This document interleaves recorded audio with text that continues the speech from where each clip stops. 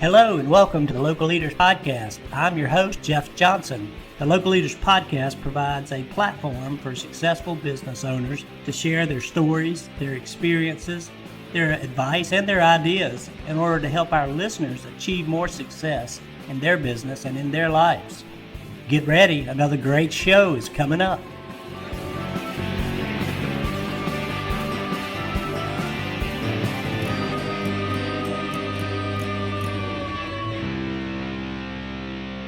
Hey, good morning. This is Jeff Johnson with the Local Leaders Podcast, and we are thrilled today to have Chef Debi Hernandez with us on the show. And she's got a wonderful restaurant and food truck business down in Florida. It's called the Crisp Creperie. And Debi, welcome to the show, and thanks for being here. And thank you for having me. We are excited to have you today, and you've got a really unique and awesome story, and lots of experience, and done lots of different things. So our audience members are going to be excited to hear what you have to say, and hopefully before it's all said and done, we can pull some of those golden nuggets of knowledge out of your brain and get it to our guests. Okay, good. All right, so I want to get started by just having you share your story, if you would, a little bit about how you got started and how you made your way from Seattle to Florida with your business. Yeah, well, actually started about 15 years ago when my husband and I were working in a Christian camp up in the Sierra Mountains in California. And my husband ran the restaurant for 500 kids, breakfast, lunch, and dinner, and I would work with him. So that's kind of where I got my love of food. And then when we moved to Seattle, I went to culinary school and worked in some French restaurants for some celebrity chefs. And I started a little bit late in life. So after several years in the restaurant industry, I decided I really wanted to work for myself, but really couldn't afford to open a restaurant at that time. So we were lucky enough to buy a food truck and operate there in Seattle for many years.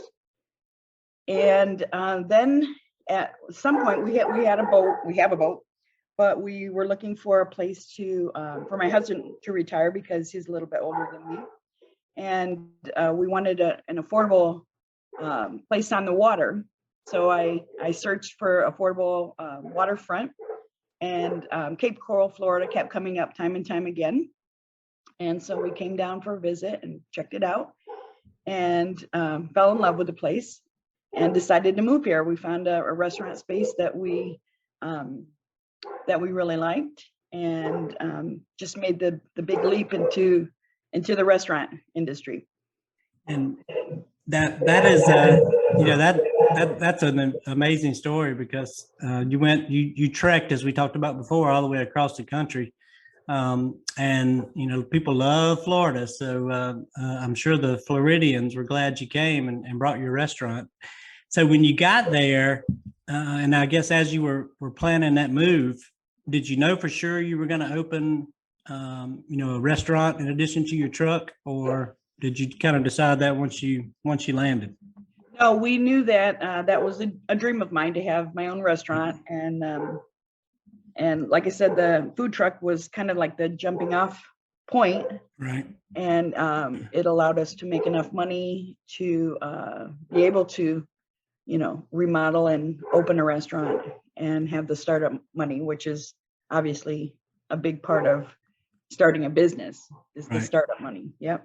Right. What's the biggest difference you find as being an owner? And I didn't prep you for this question, but I'm just curious. In running a food truck versus running a restaurant, what are some of the differences that you see as the owner? Well, the food truck was awesome for many years. It's basically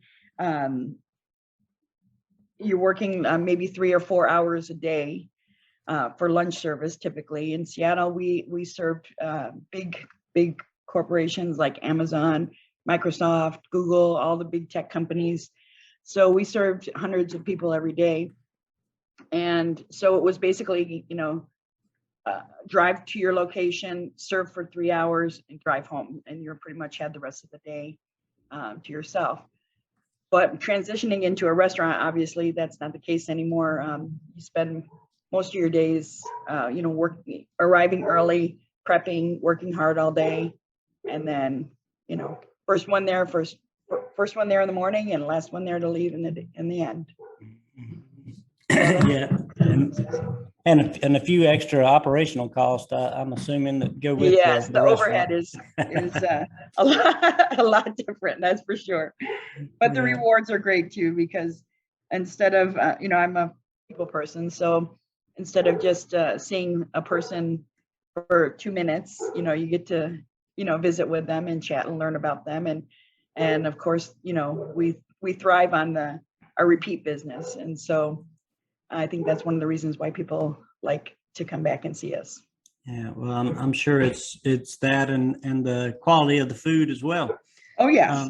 So did you, when you went from the truck to the restaurant, did you change your menu or did you grow your menu? Yes. Well, a few different things. Another difference between the food truck and the restaurant. Our restaurant is still small and still it's an open kitchen concept, so people can sit at the bar and watch me make crepes. But it's a lot more. I want to say gourmet. So everything that we do is more taken care of. Every ingredient is treated with respect, and so people can see what we're doing there. But yes, we did add a lot more menu items. We also added a breakfast menu because we're serving breakfast and lunch now instead of just lunch. Right. And also appetizers and beer and wine. So that's a nice revenue generator, of course. Yeah, and I don't know if that's different in the creperie business or not, but it sounds like it might be unique. Well, we did want our people to, be able to enjoy a glass of wine or beer or $5 mimosa, and that's a good selling point, especially for brunch. Mm-hmm. So, yeah. Yeah, we can't let our restaurant guests get thirsty, can we? Exactly. Oh, well, that's awesome. I appreciate you sharing a little about that part of your journey, and now you're here. And are you still operating a food truck as well? The food truck has really taken a back seat at this time. We're not really into, of course, there was COVID all last year, Right. but we're not into festivals or office complexes and things like that anymore. We're mostly using it for catering, weddings, graduations, things like that. Yeah, and I neglected to mention that early on. You do have a nice catering event. An event business. If you want to share a little bit about that, that'd be great too. Oh, yes. Food trucks, well, especially in Seattle, I mean, they were super, super popular. They haven't really caught on throughout the whole country, but down here in Florida, they're not that prevalent. So there is a nostalgia, I guess you would say, and we're, a very fun food truck. So we play, cool disco music or whatever, blues, whatever we're feeling the day. And we have a bubble machine and a lot of interaction with the guests. So it does seem to be a lot of fun for those types of events. That sounds awesome. Mm-hmm. So anyone who needs to cater an event or a party or a get together, weddings, anything like that, you guys are available, it sounds like. Yep, we are. Awesome. Well, I hope that that business continues to thrive as does the rest. So I'm going to shift gears just a little bit on you, and what I wanted to talk about next were maybe have you share a little bit about some of the challenges that you run into in your day-to-day work life. Now with the restaurant, is there anything specific that jumps out that's really been a headache for you?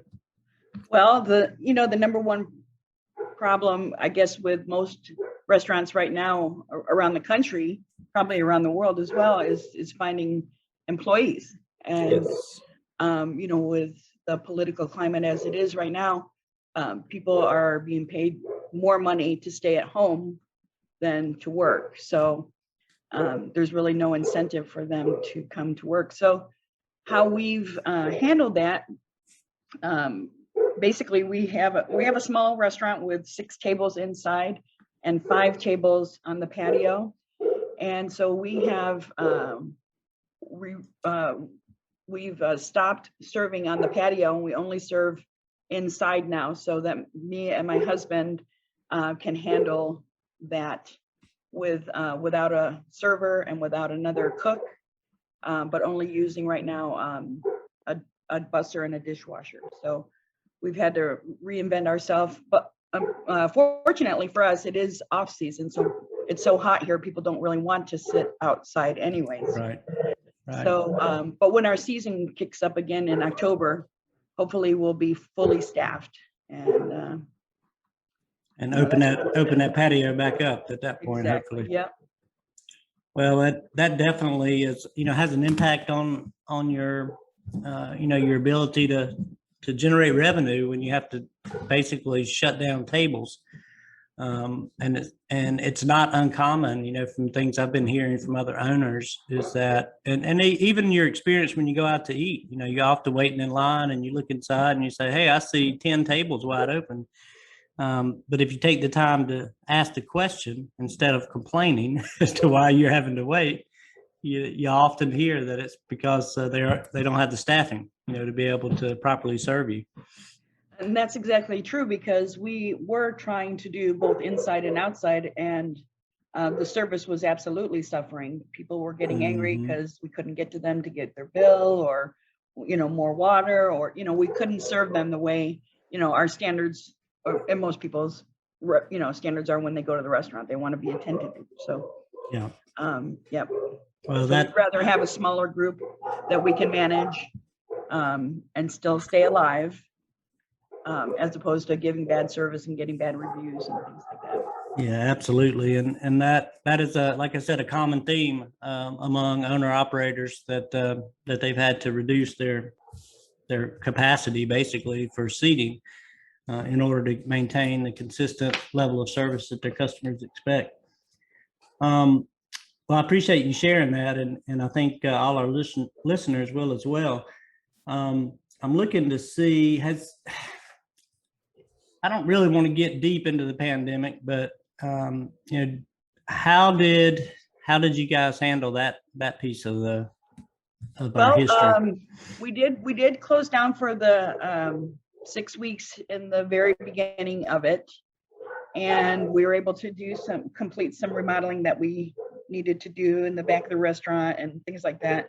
And when we reopened, we're not really a takeout business, so we really didn't go that route with Grubhub and all of the delivery companies, because we prefer for our crepes to be eaten fresh. But we did do the spacing and all the other requirements that were at the time. But thank God we were in Florida and we got opened up to 100% relatively quickly. Yeah. And so so we survived, and now we're back to our big groups of cooking classes and chef's tables and different things that we do. So we're back to doing that. Well, that's good to hear. And Florida was ahead of the curve, I guess, thanks to your governor, and that was awesome. Made us all wish we were in Florida. I know, sure. I'm up in North Carolina. We were a little bit behind, but not nearly as far behind as maybe people in California had to work through. Yeah, or even Seattle. I would have been homeless and broke if I would have stayed there. Yeah. I don't even want to imagine it. Well, and one of the things that we've been talking about lately on the show with, and we've got some interest from listeners and some different questions, are really around leadership. And right now you're working with a smaller crew, so but it's still a relevant question when you think of the leadership piece. How would you describe your leadership style? How do you how did you kind of manage and lead the business? Well, I think that's a super important point, especially when I look back at, where I was when we first opened to where we are right now. And my husband's been a great, he's been a great leader for me because he has over 30 years of experience in restaurant management. Mm-hmm. So he's more the people training. The training style has completely evolved, I guess, with respect to training servers or cooks or hostesses or anything like that. So, and the important part of our business is that the creperie is more of an upscale creperie, not just like a fast food diner cafe. So we do more of a sit down, full service, spend time with people. We don't turn and burn, as the term goes. Right. We don't try to just feed them and get them out so that next people can come in. So my husband has that diner background, so it was a little challenging to get him to look at the business more as an upscale fine dining restaurant. So we butted heads there, but we finally came to an understanding of what he brings to the table and what I bring to the table. So it's now flowing a lot easier. The training of employees is a lot easier because we both understand what the business requires, as opposed to just kind of winging it in the beginning.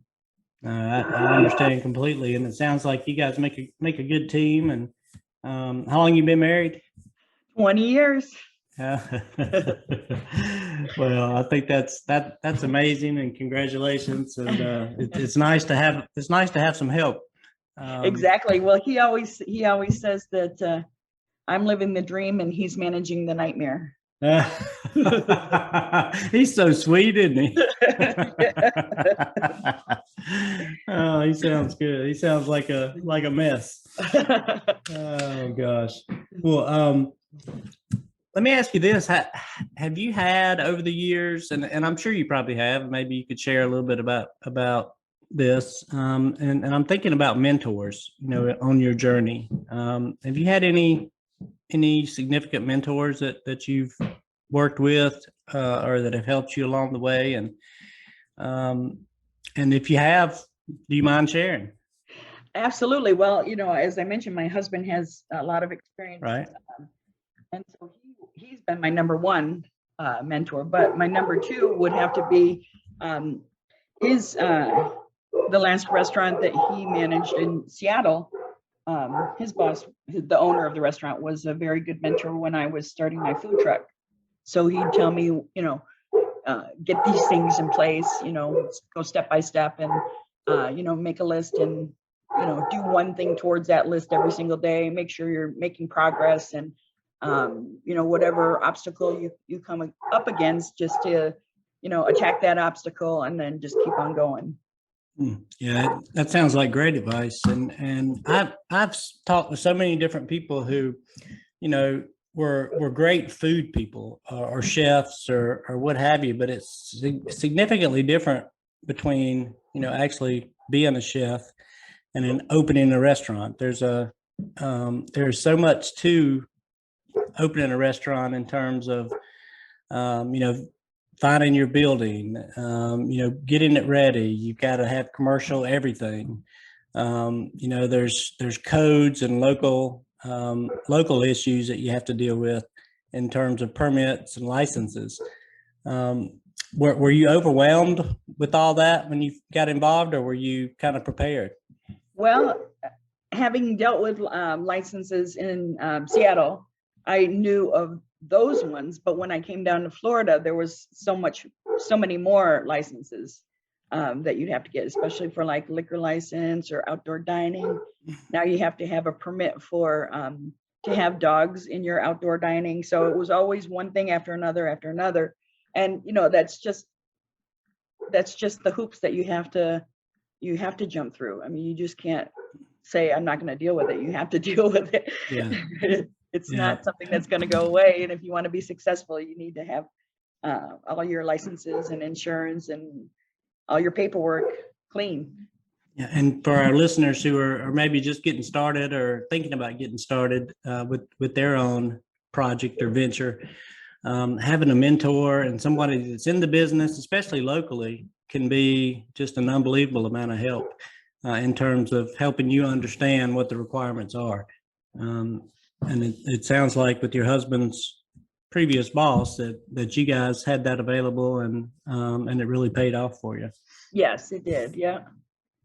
Well, let me ask you a couple questions about the business itself or managing the business. And in this section of the show, we often dig into all kinds of different operational issues and challenges and obstacles. But I specifically am interested lately in learning how people are measuring their success. In the restaurant. Let me ask you this first. Did you have any specific set goals when you opened up the restaurant that you really wanted to achieve, whether it be sales or whatever? Was there anything that was really significant to you from a goal standpoint? Yeah, for me, my husband might say something else, but for me, it was the way that we treat our customers. I knew by giving them the a beautiful environment with nice music and beautiful food and beautiful service, and I knew that would bring people back. And so that was my my number one goal. I wanted to create a unique, fun experience more over than anything. I wanted it to be a complete package. Right. Of course, my husband is a numbers man. So yeah, as you were saying earlier, he wants to he wanted to get them in and get them out. Well, he understands my vision now, and I think that each year, as we look at the numbers, as the percentages go up year by year, we can be assured that our measure of success is there, because we don't do a lot of advertising in the newspaper or this. It's more of a word of mouth thing, and one person tells another and brings a friend or brings a group of friends. And down here they have lots of groups. They have a book club or red hat ladies club, or they just have millions of clubs, and all the ladies just love to come to Crisp Creperie. So it's a nice, fun, you might call it a girly atmosphere, but the husbands are being dragged there too, kicking and screaming sometimes, and then they end up loving it. So we husbands are like that. You're right. Well, a lot of men don't really understand what a crepe is, so that it can be savory and fulfilling and delicious. They think a lot do, I should say, think it's just a sweet dessert. So it's so much more than that. Yeah, well, and you would be, Crisp Creperie would be a great place to, if you haven't had it before and haven't given it a try, get down there and go see Debbie and her husband and make sure that you guys give it a shot before you dismiss it. That's all I would say. Exactly. Yeah, come eat and we'll prove our point. Exactly. And we have alcohol. Exactly. That is the key to getting the men to show up, I would think. Exactly. And I can imagine the red hat groups and all that. My mom was a part of that back in the day, and I can imagine it's a perfect setting, for that kind of thing where they talk or plan projects or what have you, and have a glass of wine and enjoy some great food. So yep, exactly. Sounds yummy. Yeah. So looking at those, at your goals there, it sounds like you've gotten to the point with a little bit of friction between you and your husband along the way. But now, like you said, he sees your vision. So you've gotten the experience that you were hoping for your customers. How about are there any other metrics or things that you look at when it comes to running the business? Are you watching, and maybe I should ask that differently. Are you watching, what numbers are you watching to kind of rate your success? Well, we typically go on a weekly average. If I need to not counting last year, but maybe the year before, to determine where we are. So let's say 2019 to 2020's numbers are, because of COVID, are a little skewed. But Yeah. if you go from 2019 to 2021, you can see, the improvement in numbers. But also, because we are in a slow season, you also have to reinvent yourself. Oh, hey, we're not, maybe we're having a slow week, or but that's where our other activities come in, our cooking classes, and we're doing a chef's table, which is another way for me to express my creativity and yet earn income at the same time. Yeah, So that's awesome, because I think the point there is that any business owner, you've got to be agile and be able to make things happen. And if revenue is not where it needs to be on one part of the business, then you've really done well in inventing other revenue generating activities, as well as exposing people to the opportunity for the restaurant. The cooking classes, the chef's table, all that invites people in, and hopefully will help grow the restaurant business as well. So congrats on finding a way to generate income. thank you. It's tough, and you may have to find more before it's over, right? Well, actually, we actually had plans of expanding into the location right next door to us. There was a GNC store next to us that closed during the pandemic, and we have plans of busting down the wall and expanding to do French restaurant at night on that location. So the current location would be for breakfast and lunch, and that location would be for fine dining French food in the evening. So that's still on the table. We're just waiting. We're just waiting for the right time. I think this is just not the time yet, because if we get locked down again, people stop coming again. It might not be a good thing. So we'll see what happens with that. Well, I really like that idea. And you're right, though, with the COVID cases kind of going back up according to what they tell us anyway. And people starting to talk about masks again and all the things that are going on politically. It is a difficult time to make moves. And, I think in talking with owners across the country, it's funny because some are, still just go, especially if they've got a model and they've got multiple locations already, they don't seem to hesitate to pop open a new location, which would scare me to death, I think. So it's just interesting, and I don't even know, there's not a question there. It's just interesting to see the different perspectives and how people kind of approach growth. And maybe it's more about pocketbook size. Can you afford to lose? And then in some cases people can, and in many cases you cannot. So you got to make that right decision. Yeah, that's right. So I'm sure you and your husband have many a talk over the dinner table. Well, assuming you get dinner, about what to do and where to invest your money and all those types of things. We talked about people. We talked about setting goals and kind of what it is that you look at to determine how successful you are. Are there any, if you were starting over today, are there any specific things you would do differently than what you've done so far? Wow. I know that's a tough one, isn't it? That is a tough one, because I think we built something very, very unique, and there's a niche market for sure. I don't think I would change too much. I'm very happy with the location that we picked, and the way that we've slowly and steadily grew the business, and we're looking at expansion. So I think it's better to come through slowly than to come out like gangbusters and then drop off and Yeah. lose something along the way. So I think we did pretty good. Yeah, well, it sounds like it, and I'm actually. Are you close to where am I going?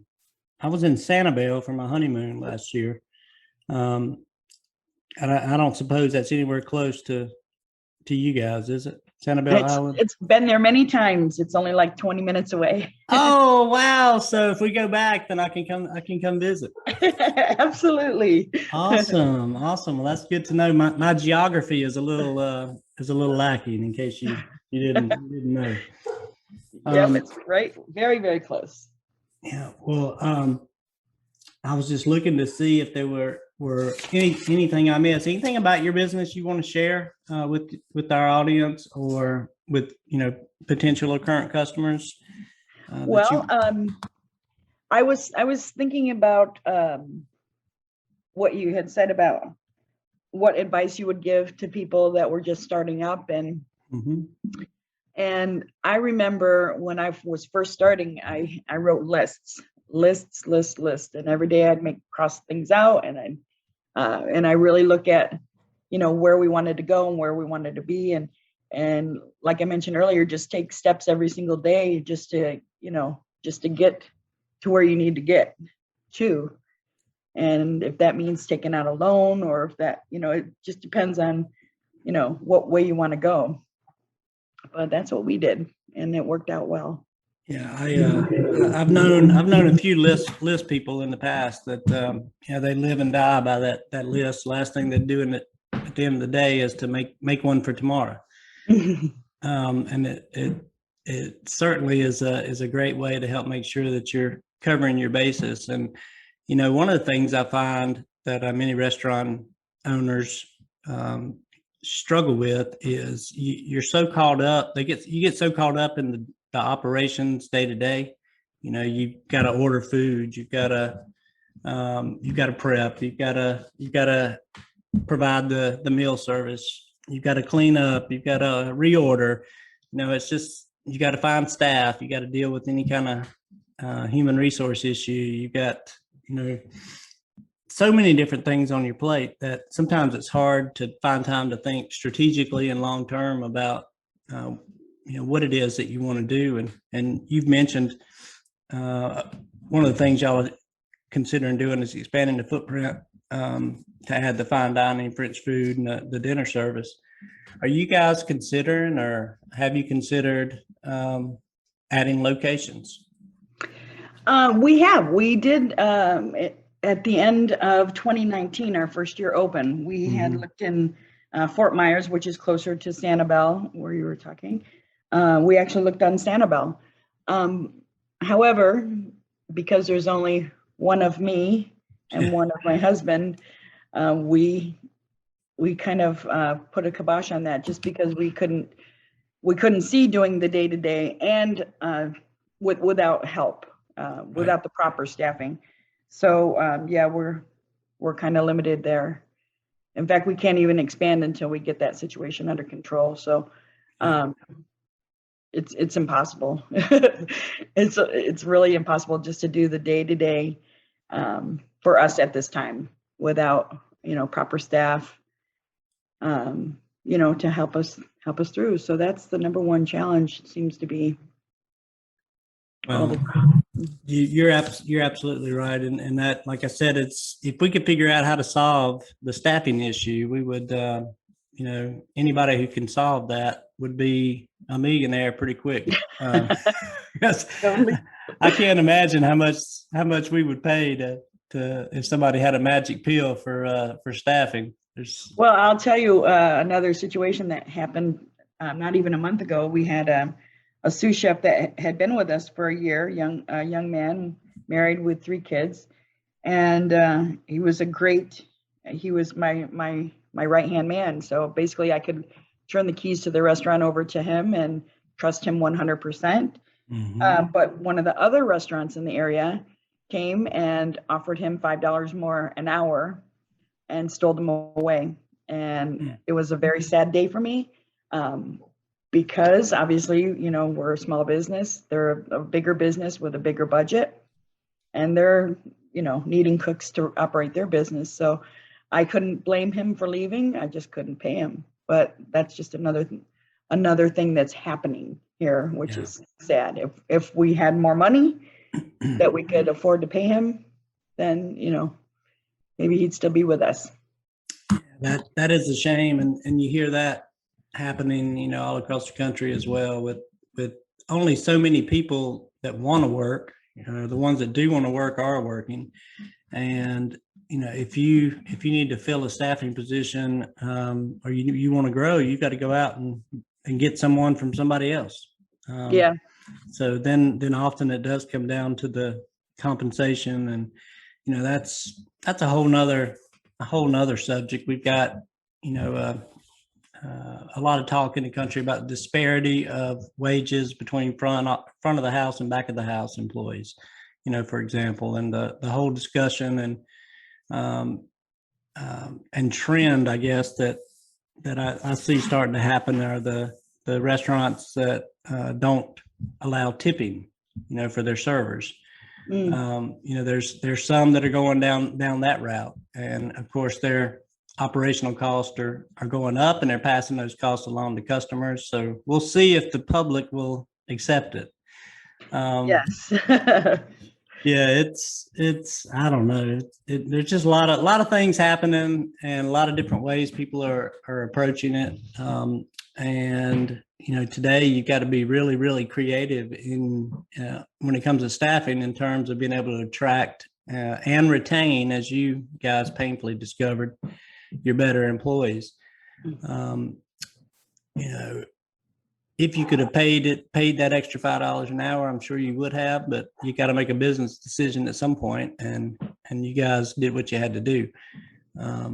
But it's just a shame we're there, and I hope that things will recover and we'll get into a better position in the very near future, and politics and all that'll get out of the way, and let us get back to work and get people wanting to work again.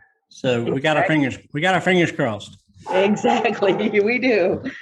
And speaking of your advice, I think I need to redo my list, because this week I've had a number of things going on, and trying to keep up with it on my calendar, it's not always working. So I just made myself a note while we were talking. I need to pull out the list again and start tracking things that way.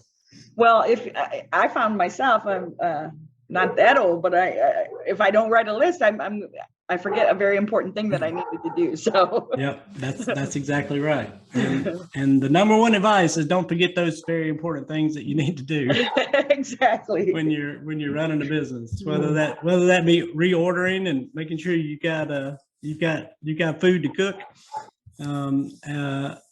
and paying your staff, right? You got to pay that, and your taxes. Don't forget that.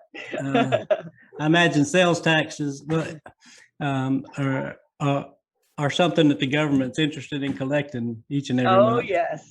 Yeah. So anyway, it's funny because when we lived in Washington, we'd only do our sales tax once a year. We'd pay that, but here in Florida, you have to pay every month, and we surely didn't know that when we first started out. Yeah. So yeah, that was a surprise, right? Yeah.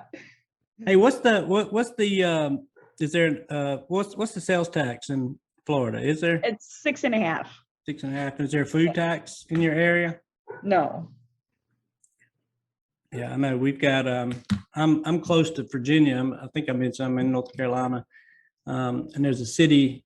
Well, several cities and counties up in Southern Virginia that with the local food taxes and the state taxes and everything, their burden on tax is 12.5%. Oh my gosh. Well, Seattle was the same way. The state of Washington would get, I believe it was 10%, and then each city that you work in got their, 0.6% or whatever it was. But right. So yeah, the burden is a lot less here. I think it's attractive for more businesses to come. Yeah, it makes well, if you're not accustomed to it, and you're traveling through and you get your bill and you're like, what? Where'd that $10 come from? Oh, Sales tax. You're like, oh my Sales God. tax for sure. Yeah. Well, it's really been a pleasure talking to you today, Debbie.